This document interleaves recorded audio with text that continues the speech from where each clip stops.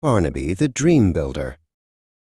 In a cozy little burrow, surrounded by blueprints and shiny tools, lived a bunny named Barnaby.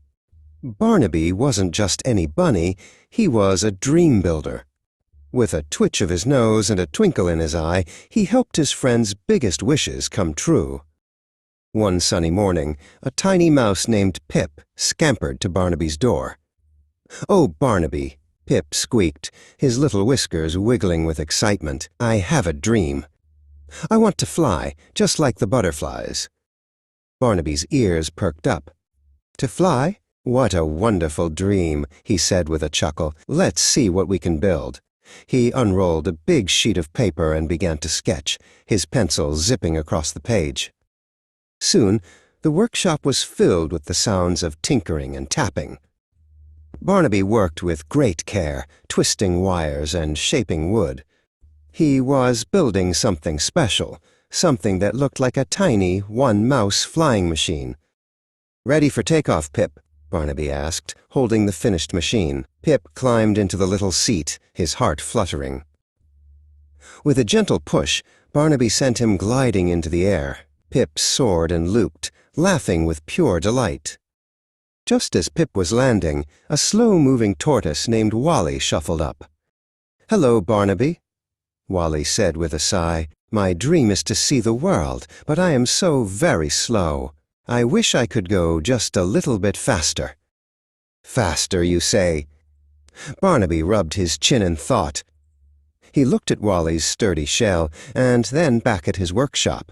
"I know just the thing," he announced, and with a wink, he hurried inside. This time, the workshop was filled with the whirring of gears and the clinking of metal. Barnaby was building a set of tiny, speedy wheels that would fit perfectly under Wally's shell. He polished them until they gleamed. "All aboard, Wally," Barnaby called. With a little help, Wally was fitted with his new wheels. He took a deep breath and pushed off. Zoom! He zipped across the field, a blur of green and brown, his face lit up with pure joy. As Wally sped off, a small, timid squirrel named Hazel peeked out from behind a big oak tree. She watched them with a sad expression. Her dream was different. She wanted to tell stories, but her voice was too quiet. Barnaby, with his sharp bunny senses, spotted her. "Hello there," he said kindly. "What's on your mind?" Hazel shuffled her paws. I want to be a storyteller," she whispered, so softly Barnaby had to lean in close to hear. "A storyteller!" Barnaby's eyes lit up. What a magnificent dream! But why the long face? Hazel looked up, her eyes full of worry. "My voice is just too small," she said. "No one can ever hear my stories."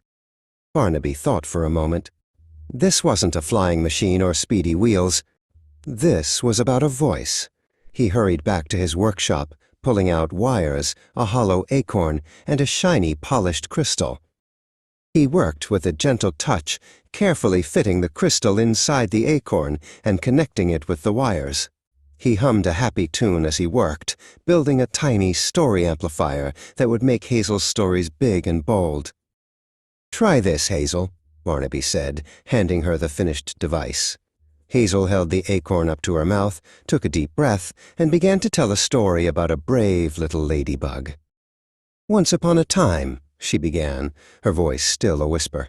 But as she spoke into the acorn, her words grew.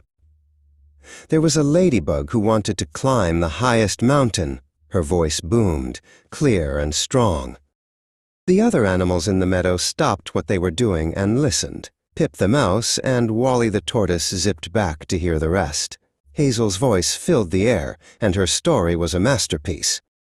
When she finished, the meadow erupted in applause. Hazel's face glowed with happiness. She wasn't just a squirrel with a quiet voice. She was a storyteller, and she had the best stories of all. Barnaby smiled, watching his friends.